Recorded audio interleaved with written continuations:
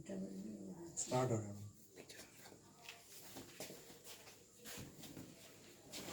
नमस्कार, दूरदर्शन के इस कार्यक्रम में आप सभी का हार्दिक स्वागत है। जैसा कि आप जानते हैं, इस कार्यक्रम में हम आपको प्रकृति के करीब लेकर जाते हैं। प्रकृति मनुष्य को खाने के लिए खाना, पीने के लिए पानी और सांस लेने के लिए हवा देती है। परंतु ये एक वैसे तो काफी वजह होनी चाहिए पर्यावरण संरक्षण और वृक्षारोपण हेतु, परंतु फिर भी आपको और वजह चाहिए। तो मैं आपको बता दूं, विशेषज्ञों का ऐसा मानना है कि अपने निकटतम परिसर में पेड़ पौधे लगाने से मानव व्यक्तित्व के अंदर सकारात्मक परिवर्तन देखे जाते हैं। विशेषज्ञों का मानना है कि मानसिक स्वास्थ्य में भी बढ़ोतरी देखी जाती है। आज इस विषय पर हमें विस्तार से जानकारी देने के लिए हमारे साथ मौजूद हैं विश्व प्रसिद्ध पर्यावरणविद और एक साहित्यकार भी ममता तिवारी जी। मैडम, आपका इस कार्यक्रम में बहुत बहुत स्वागत है। जी बिल्कुल। सबसे पहले मैं जानना चाहता हूँ, आप एक साहित्यकार भी हैं, आप एक पर्यावरणविद हैं। आपके दृष्टिकोण में मैं पर्यावरण शब्द को परिभाषित करना चाहता हूँ। जी बिल्कुल। अगर साहित्य को से देखा मैंने पर्यावरण शब्द को, तो मैंने उसको दो उसमें बांटा है, परि और आवरण। परि मीन्स होता है आपके चारों ओर, और आवरण हम सब जानते हैं मतलब आपके चारों ओर का वातावरण। अब आप इसमें पर्यावरण में, मुझे मालूम है हम आम आदमी जो है पर्यावरण में क्या देखता है, पेड़ पौधे नदी तालाब, यही सब पर्यावरण है। एक्चुअली ऐसा होता नहीं है। पर्यावरण हमारे उसमें 3 तरीके के होते हैं। पहले आप अपनी बात पूरी कर लें, फिर मैं बताती हूँ। जी, जैसे अगर हम बात करते हैं अपने आसपास पेड़ पौधे लगाने की, हम एक बात करते हैं ऐसे व्यक्ति की जो एक महानगर में रहता है, जिसके दिन की शुरुआत होती है तो एक अलार्म क्लॉक से होती है, फिर दिन भर गाड़ियों के हॉर्न सुनाई देते हैं जी। उसके बाद कंप्यूटर पे आवाज आती है, मोबाइल फोन की आवाजें आती हैं। बिल्कुल। और भाई दूसरी ओर एक हम ऐसे व्यक्ति की बात कर रहे हैं जो किसी गांव में रहता है, जो पेड़ पौधों के बीच में रहता है। उसके दिन की शुरुआत होती है चिड़ियों के चहचहाने से। उसको जब भी वो चलता है तो वो पेड़ पौधों के बीच में रहता है, प्रकृति से जुड़ा हुआ रहता है। तो इन दोनों लोगों के मानसिक स्वास्थ्य पर उनके पर्यावरण किस प्रकार से प्रभाव डालते हैं? पर्यावरण का कभी किसी ने सोचा नहीं हुआ कि मानसिक स्वास्थ्य पे आप बात लेकर आएंगे, पर ये बेहद खूबसूरत बात आप लेकर आए हैं। क्योंकि पर्यावरण को मैंने कहा आपसे कि भौतिक पर्यावरण ही हम लोग देखते हैं कि पेड़ पौधे नदी तालाब, लेकिन दूसरा एक पॉइंट और भी होता है, जैविक पर्यावरण। तो जैविक पर्यावरण में आपके चारों तरफ की जो लाइव जिंदा चीजें हैं, जीवित चीजें हैं, वो आती हैं। और तीसरे पॉइंट में आती हैं आपकी मनोसामाजिक चीज़ें आती हैं, जो कि जैसे आपकी कॉलोनी, आपकी सोसाइटी, आपकी कम्युनिटी। उसी तरह से गांव और शहर में भी फ़र्क है। शहर में हमें हरियाली कम दिखाई देती, गांव में हरियाली ज़्यादा दिखाई देती। पर आप एक प्रैक्टिकल छोटी सी बात देखिए कि कोरोना काल में हमारे जो मददगार थे गाँव चले गए थे, हम यहाँ पर थे। हम अपने घर में कैद होके, भले ही हमने थोड़े गमले लगाए हुए हों, पर अपने घर में कैद होके डिप्रेस हो रहे थे, फोन लगा रहे थे, दोस्तों से बात कर रहे थे और कह रहे थे कि हमें अच्छा नहीं लग रहा, ये नहीं लग रहा। और वहाँ गांव से जब मेरा मददगार लौट के आता है और वो कहता है इस वाली बात को कि कोरोना क्या मैडम, वहाँ तो कुछ भी नहीं फैला, कुछ भी नहीं है। तो मैंने कहा तुम लोग क्यों? बोले हमारी खेती बाड़ी अच्छी चल रही है, हरियाली सब है, सब अच्छा लग रहा है। तो ये बात सोचने की हुई कि एक छोटे से कोरोना के उदाहरण से सोचने की हुई कि हरियाली का मानसिक प्रेशर तो पड़ता है, दबाव पड़ता है। बिल्कुल। मैडम, हमारे यहाँ पर एक आदमी आया करता था, माली आते थे, वो पेड़ पौधों को पानी दिया करते थे, उम्र में काफी बड़े थे। तो जब वो पेड़ पौधों को पानी देते थे, मैं अक्सर उनको देखा करता था। मैंने एक चीज उनमें देखी कि वो पौधों से, पत्तों से, फूलों से बातें किया करते थे। जी हाँ। जब हम उनको बोलते थे दादा कह के, हम उन्हें बुलाते थे, दादा जरा बात सुनिए, अरे दादा बात सुनिए, तो जब तक हम 3-4 बार उन्हें बुलाते नहीं थे तब तक वो सुनते नहीं थे। और मैं ये सोचता था कि जिंदगी में आखिरी बार मेरे साथ ऐसा कब हुआ कि मैं किसी काम में इतना डूब गया कि कोई व्यक्ति मुझे नाम लेकर पुकार रहा है लेकिन मैं उसे सुन नहीं पा रहा। तो ये एक प्रकृति का अलग रस है। एक साहित्यकार होने के नाते आप एक इतने बड़े एनजीओ का भी संचालन करती हैं, आप पर्यावरण से क्या क्या सीखती हैं? पर्यावरण आपसे किस तरह जुड़ा है? आपने उस पर क्या क्या लिखा है, कुछ बताएं। देखिए, पर्यावरण अगर ना हो, मतलब ये पेड़ पौधे पत्ती और मौसम का बदलना ना हो, तो शायद मेरे ख्याल से 70% कविताएं जो है, कवि जो है मौसम बदलने पे लिखता है। मैं एक छोटा सा उदाहरण देना चाहूंगी कि मैं पिछले साल अमेरिका गई थी। तो मैंने एक सांस में, मतलब करीब 3-4 दिन के अंतर से, पहले मैंने जमीन यानी रेगिस्तान, फिर उसके बाद नदी, सागर, समुद्र और पहाड़, तीनों की यात्रा की। और जैसे कि साहित्यकार हूँ तो रोज रात में ये सारा पर्यावरण मेरे को इतना भिगो देता था कि पर मैंने नोटिस किया कि जो मैंने तीनों रातों में नज़में लिखी जी वो तीनों नज़में अलग अलग थी, क्योंकि जी वो अलग मिजाज की थी। नदी के लिए मैंने कुछ और लिखा, पहाड़ के लिए कुछ और लिखा, पेड़ों के लिए कुछ और लिखा। और देखा भी वहाँ पॉल्यूशन कम था, लेकिन अपने उसका दर्द मुझे महसूस हुआ, अपने पेड़ों का, अपनी धरती का, तो बहुत दुख लगा था। जी। आप जिस संस्था का संचालन करती हैं जी उसमें आप लोगों ने तिरंगे को लेकर एक नया इनिशिएटिव करा था, मैं उसके जी बारे में जानना चाहता हूँ। जी बिल्कुल। ये एक मीरा सिंह का अभियान है जी जो हम लोगों ने शुरुआत की थी। अब तो जरूरत नहीं पड़ रही है, जी पर शुरुआत में हम लोगों ने सच में इसमें बहुत काम किया था कि हम प्लास्टिक के झंडे नहीं फहराने देते थे। हम लोग बांटते थे बच्चों को, वो जो ट्रैफिक लाइट पे बच्चे लोग प्लास्टिक के झंडे बेचते थे, हम उनसे वो झंडे लेकर उसके बाद उनको हम कागज के झंडे दिया करते थे। ये अभियान हम हर 15 अगस्त और 26 जनवरी को करते थे। जी और इतना करते करते इतना ज्यादा अवेयरनेस आई, जागरूकता आई लोगों में, कि लोगों ने उसको मतलब एक्सेप्ट करना शुरू किया, क्योंकि हमने पहले उन्हें दिया। और दूसरी चीज, झंडे के निपटान के समय मुझे अच्छे से याद है, मैं और मीरा दीदी सब बच्चों के साथ हम लोग बड़े तालाब के किनारे जाते थे जहाँ लोग झंडों को जमीन पे फेंक देते हैं, जी तो हम लोग वो सब कलेक्ट करके लाते थे।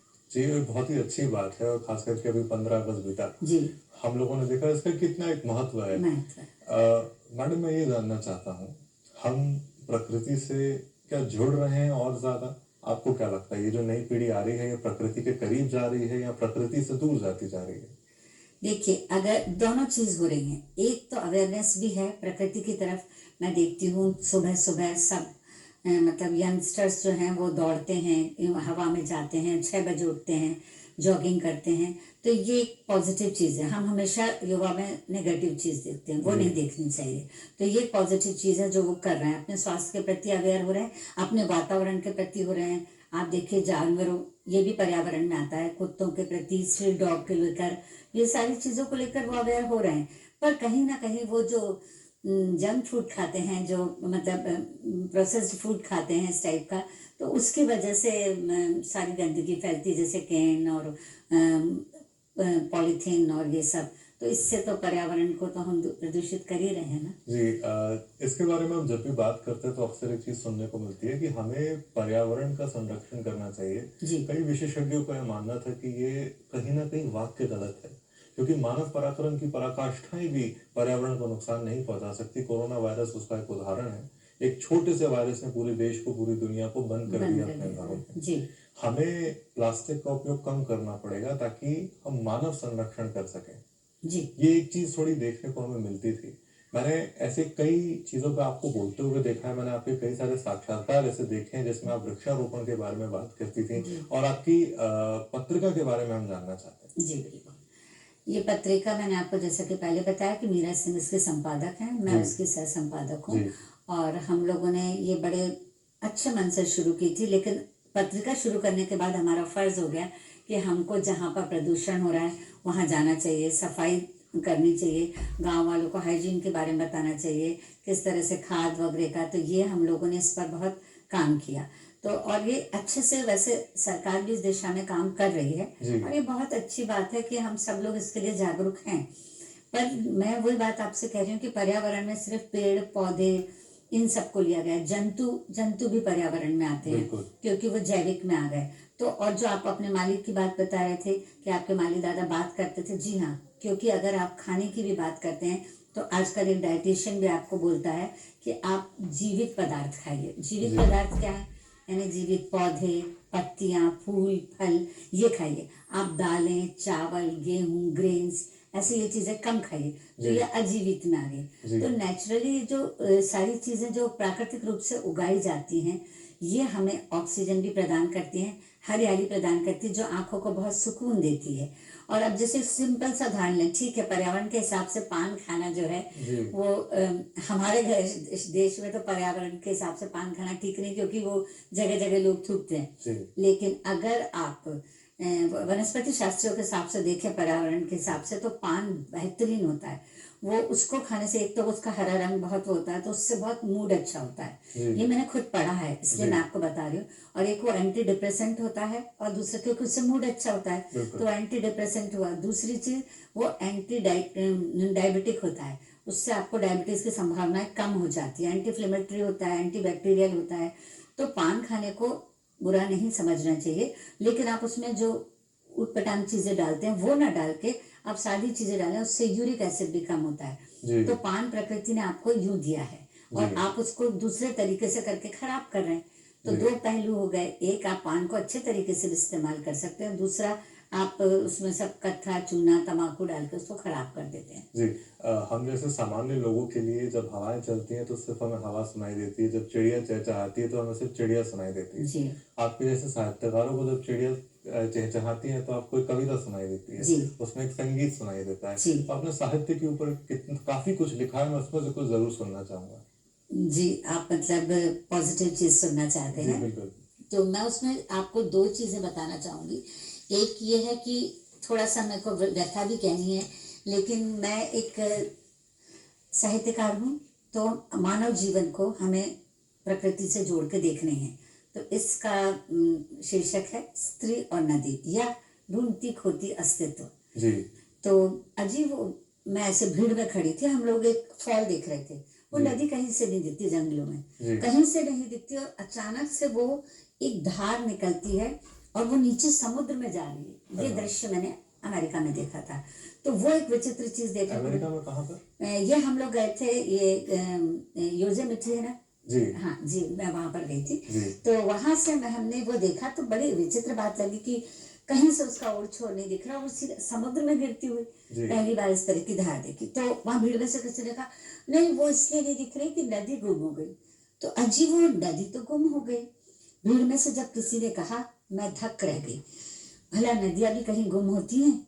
गुम तो इंसान होते हैं, पर इंसान को गुम होने के लिए खास कुछ चाहिए नहीं होता, सिवाय खुद की मर्जी के। पर नदी को खुद को बचाए रखने के लिए ढूंढना पड़ता है दूसरा रास्ता, थोड़ी सी हरियाली, किसी दरिया का साथ। और जब उस रास्ते से नहीं बनती बात, तो धार को करना पड़ता है बारीक। नदियां बारीक हो जाती ना, ताकि उसकी नहर न काटी जा सके, न किया जा सके इकट्ठा बांध में। फिर पतली होकर छुप जाती है झाड़ियों के झुरमुट में कहीं। वो एक धार से मुझे ये मिला। फिर पतली होकर छुप जाती है झाड़ियों के झुरमुट में कहीं, वहीं मिल जाता होगा उसे कोई सूखा गड़ा, जिसमें समा जाती है वो पूरा का पूरा। और इस तरह हमारी नजरों से ओझल हो जाती है स्त्री और नदी। दोनों का खोना नहीं देख पाता कोई भी, क्योंकि वो जाती है जीवन से आपके बड़ी खामोशी से दूर, शनै शनै। बहुत ही खूबसूरत, बहुत ही खूबसूरत। ये प्रकृति कई बार ऐसे सृजनात्मक पहलू को बाहर निकाल कर आती है मनुष्य में। जी इसके अलावा मैंने सुना था आपने कोरोना काल के अंदर काफी सारी कविताएं लिखी थी। जी उस पर हम जरूर आना चाहते हैं। जी, मैं बिल्कुल सुनाना चाहूंगी, पर मैं उसके पहले एक बात और कहना चाहूंगी कि जो आपने मानसिक स्वास्थ्य की बात कही थी, उसमें कोरोना काल का वक्त भी आया। तो कोरोना काल में मैं जो है बहुत पॉजिटिव नहीं लिख पाई। तो क्योंकि क्या हुआ कि एक साइंटिस्ट जो है एक शब्द लाए हैं, इको एंजाइटी। इसके बारे में भी हम सबको जानना चाहिए। तो मैं कोरोना काल की कविता आपको सुनाऊंगी, लेकिन इको एंजाइटी जो है वो ऐसी तरीके की एंजाइटी होती है जब आंधी तूफान बादल गरजते हैं। आप देखिए बिजली चमकती है, इस वक्त आप भोपाल का भी देख रहे हैं कि कितनी बिजली चमक रही है। तो इससे एक भय उत्पन्न होता है।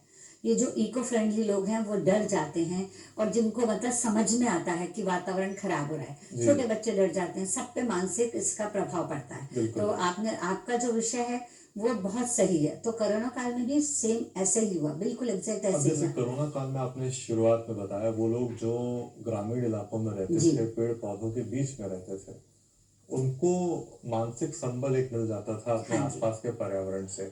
वहीं पे हम जो शहर के अंदर बंद रह जाते थे, वो थोड़ा प्रकृति से कटे हुए थे, तो डिप्रेशन देखा जाता था, अवसाद देखा जाता था, एक छोटा सा लेकिन एक पॉजिटिव बात और बताएं डॉक्टर, आपको पॉजिटिव बात मैं ये बताना चाहूंगी कि लेकिन उस समय सबसे कम गंदगी हुई, सबसे कम, बिल्कुल सबसे ज्यादा ऑक्सीजन हुई। जी सबसे ज्यादा पक्षी दिखे। क्यों? क्योंकि हम गंदगी फैलाने के लिए सड़कों पे मौजूद नहीं थे, जी।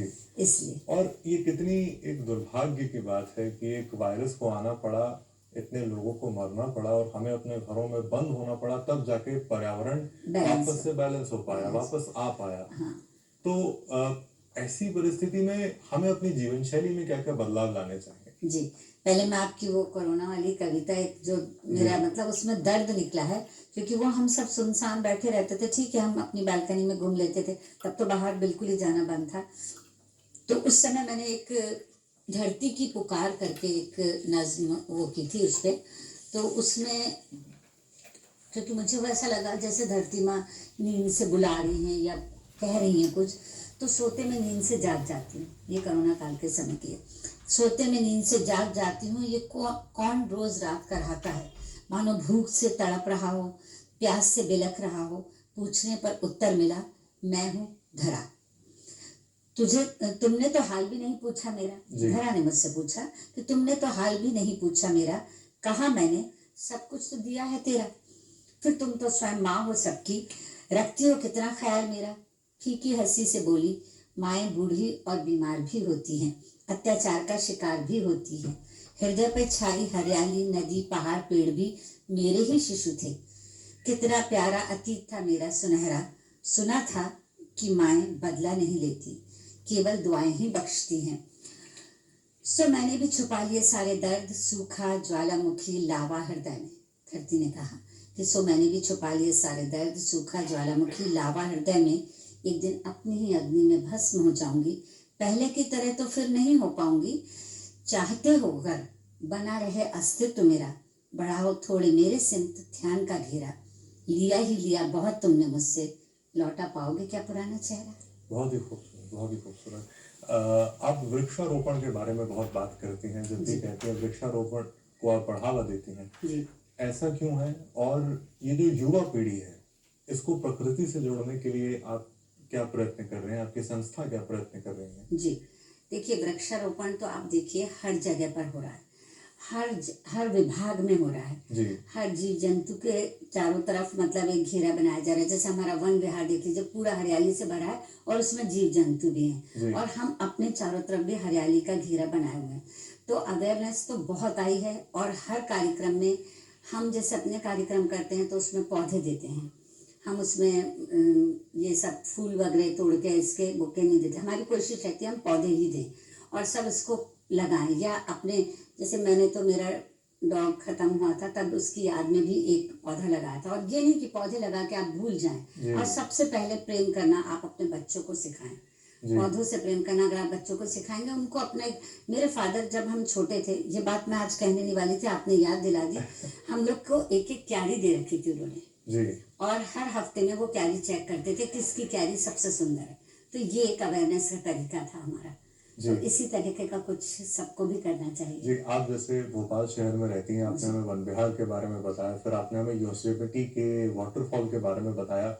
ऐसी कौन सी जगहें हैं भोपाल शहर में, मध्य प्रदेश में, बाकी जगहों में, जहाँ पे आपको ऐसा लगता है कि प्रकृति निखर के सामने आती है? जी, देखिए मैं तो भोपाल में आए दिन, मेरे हमारे एक मित्र हैं, वो साइकिल राइडर एसोसिएशन से जुड़े हुए हैं, तो वो अक्सर हमें ऐसी जगहों पर ले जाते हैं।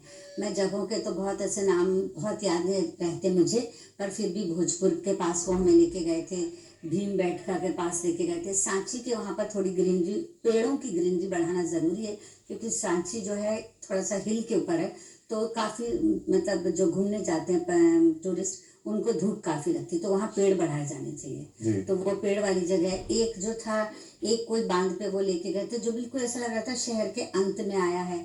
उस पर भी मैंने एक नज़्म लिखी थी। और एक यहाँ पर ये जो अपना पूरा एरिया इस तरफ से आता है, अपन कोलार की तरफ से चले जाओ तो पूरा जो एरिया आता है वो पूरे पेड़ों से घना बना हुआ है। बस मैंने एक फर्क देखा बाहर और यहाँ में, वहाँ पेड़ों को छूते भी नहीं है, वहाँ पेड़ों को काटते भी नहीं है वो लोग, वहाँ पेड़ गिरते हैं। मैंने उस स्थान को देखा जहाँ पूरे जंगल में पानी भरा हुआ था, उस स्थान को देखा जहाँ पेड़ अपने आप गिर गए थे और वो वहीं उसमें खाद बन रहे थे। तो अब अपने यहाँ ऐसा बहुत संभव तो हो नहीं सकता, क्योंकि हमारे लकड़ी की दरकार बहुत बढ़ गई है, लेकिन चोरी भी बहुत होने लग गई है। पर अब हमको फिर भी मुझे ऐसा लगता है कि हम वृक्षारोपण की तरफ काफी बढ़ रहे हैं। बस ये एक जो योजनाएं होती हैं जिनके तहत सिर्फ शो ऑफ के लिए लगाया जाता है, तो उसमें बाद में पेड़ नष्ट हो जाते हैं, वो थोड़ा बुरा लगता है। जी, आप ही के जैसे एक पर्यावरणविद ने एक बार बात कही थी कि मैंने एक चिड़िया पाली उड़ के चली गई, मैंने गिलहरी पाली वो भाग गई, मैंने एक पेड़ लगाया, चिड़िया भी वापस आ गई, गिलहरी भी वापस आ गई। वृक्षारोपण को बढ़ावा देना हमारी एक नैतिक जिम्मेदारी है। जी बिल्कुल। अपने वातावरण के अंदर स्वच्छता बनाए रखना हमारी एक जिम्मेदारी है। आप जैसे अमेरिका गई थी, वहाँ पे जो न्यूयॉर्क जैसे महानगर हैं, हमारे भारत देश में मुंबई जैसे बड़े बड़े महानगर हैं जहाँ लोग फ्लैट में रहते हैं, छोटे छोटे घर होते हैं, उनके पास हमारे जैसे आंगन नहीं होते जहाँ वो पेड़ पौधे लगा सकें। जी जी। तो फिर वो किस तरह के गार्डन बनाते हैं या बिना ही गार्डन के रहते हैं? नहीं, देखिए, गार्डन उन्होंने अलग से बनाए हुए हैं जहाँ पर लोग मतलब प्राकृतिक रूप से लोग अपने कुत्तों को लेकर, अपने बच्चों को लेकर, सबको लेकर जाते हैं। वहाँ ये इस तरीके का सिस्टम है। जैसे आजकल हम लोग सोसाइटी में रहते हैं, तो सोसाइटी में फिर भी सब लोगों ने काफ़ी हरियाली अपने घरों में लगा रखी, गमले सब हैं। लेकिन मैं बहुत दुखी हुई कि मेरे पास एक बगीचा नहीं है। पर मेरे ही सामने, मेरी ही कॉलोनी में इतना बड़ा बगीचा है कि हम लोग रोज़ वहाँ बैठ के गप्पे मारते हैं, घूमते हैं, ये सारी चीज़ें करते हैं। और लेकिन एक बात बहुत अच्छी है कि कॉलोनी में ये रखा जाता है कि वो अपने डॉग्स को, कुत्तों को बाहर रोड पर या बाहर की तरफ ले जाया जाए।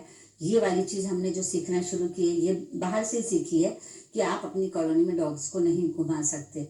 ये एक चीज़ है। दूसरी चीज़ है, मैं एक बहुत इम्पॉर्टेंट बात छूटी जा रही है, मैं आपसे कहना चाहूँगी कि पर्यावरण का केवल हमने देखा कि जैविक देख लिया, भौतिक देख लिया, लेकिन हमने एक नहीं देखा कि आप सोचेंगे आर्थिक और राजनीतिक क्या प्रभाव होता है। बिल्कुल। आर्थिक राजनीतिक बहुत बड़ा प्रभाव है, क्योंकि देखिए, जैसे ही आपके यहाँ कोई भी डिजास्टर हुआ, बाढ़, पानी, आंधी, तूफान हुआ, सबसे ज्यादा फर्क किससे पड़ेगा? हमारे अर्थ पे। तो आर्थिक व्यवस्था गड़बड़ हुई तो राजनीतिक व्यवस्था गड़बड़ हुई, और ये सब चीजें जो है आपकी मानसिक व्यवस्था को बिगाड़ देती है, क्योंकि सारे लोग, आपका बजट बिगड़ रहा है। आप इस तरीके से पर्यावरण को कभी देखना शुरू करें ना, कि पर्यावरण खराब होने से आपका पूरा आर्थिक अरेंजमेंट बिगड़ जाता है, मैनेजमेंट जो आपका बजट है वो बिगड़ जाता है, क्योंकि आपने काफी गंदगी फैला दी। उसको साफ करने के लिए आपके ऊपर टैक्स लगेगा तो आपका पैसा खर्च होगा। तो पूरी चीजें जो है पर्यावरण से जुड़ी हुई हैं। आपकी कॉलोनी, आपके साथ में आसपास रहने वाले लोग जो हैं, वो सब भी पर्यावरण के अंदर आते हैं। ये तीसरा पर्यावरण कहलाता है मनोसामाजिक पर्यावरण। और इसके लिए विदेशों में, और ये मनोसामाजिक पर्यावरण ही दिमाग पर असर डालता है, और विदेश में इसके लिए इको साइकोलॉजिकल स्कूल खोले गए। अरे वाह। हाँ, ये जानकारी आपने हमें बड़ी अच्छी बताई। हमारे पास समय थोड़ा कम बचा है, मैं अंत में आपसे जानना चाहूंगा एक बार पुनः आपकी पत्रिका के बारे में। आप उसमें हैंडमेड पेपर का इस्तेमाल करती हैं, तो उससे ये बेहतर किस तरह होता है एक सामान्य कागज के मुकाबले? मैंने बताया ना आपको, इस पत्रिका के कागज के लिए पेड़ नहीं काटे जाते, कागज की चिंदियां इकट्ठी की जाती हैं, उससे हैंडमेड पेपर। इससे लोगों को रोजगार भी बहुत मिलता है। रोजगार मिलता है लोगों को। बिल्कुल। अंत में हमारे इस मंच के माध्यम से हमारे देश की युवा पीढ़ी को आप क्या संदेश देना चाहती हैं पर्यावरण से जोड़कर? पर्यावरण से जोड़कर मैं एक तो, या तो आपके पास अगर समय हो तो मैं पेड़ की बात कह दूं। बिल्कुल बिल्कुल। तो पेड़ ने कहा मुझसे, ये उस समय लिखी गई थी नज्म जब गुजरात में भूकंप आया था, और मैं बहुत दुखी थी कि मैं कुछ नहीं कर पा रही। देखिए, हम साहित्यकार ज्यादा चीजें शब्दों से ही कर पाते हैं। तो वक्त एक खेल खेल रहा है हमारे साथ। आटा साटा शब्द नाम है इसका। आटा साटा शायद का मतलब आप समझते होंगे, जैसे को तैसा। वक्त एक खेल खेल रहा है हमारे साथ, प्रकृति ले रही है अपने तरीके से बदले हमारे साथ। कभी बन के उड़ीसा, कभी बिहार, कभी गुजरात, हम देख रहे हैं मांगों से उजड़ता सिंदूर, माओ से बिछुड़ते बच्चे, बिखरते परिवार, खंडहर और खाली दीवार। बचपन में एक खेल खेला हमने प्रकृति के साथ, काट दिए पेड़, बना दिए बांध, तोड़ दिए विशाल पहाड़। जवानी में वही खेल अब आटा साटा हो रहा है, तोड़ा जिन्हें तुमने अब वही तुम्हें तोड़ रहा है। कभी बन के भूकंप, कभी बाढ़, कभी बन के आग, कभी सूखा। अब तुम ही खुद देख लो, इस खेल में कौन हारा कौन जीता। बहुत ही खूबसूरत, किसी ने सही कहा है। एक साहित्यकार समाज के कष्ट से अपने कला का सृजन करता है, अपने शब्दों की माला में लोगों की भावनाओं को पिरोता है। मैडम, आपने हमारे सभी सवालों के जवाब बहुत ही आसान भाषा में और बहुत ही विस्तार से दिया। आपके बहुमूल्य समय के लिए आपका बहुत बहुत धन्यवाद। हम आशा करते हैं आज का ये कार्यक्रम आपके जीवन में एक सकारात्मक परिवर्तन लेकर आएगा। इसी के साथ मैं डॉक्टर दिव्य प्रकाश दुबे लेता हूं आप सभी से इजाजत। अगले हफ्ते होगी आपसे फिर मुलाकात एक नए विषय पर, नए विशेषज्ञों के साथ। होंगे रूबरू हम और हमारा पर्यावरण।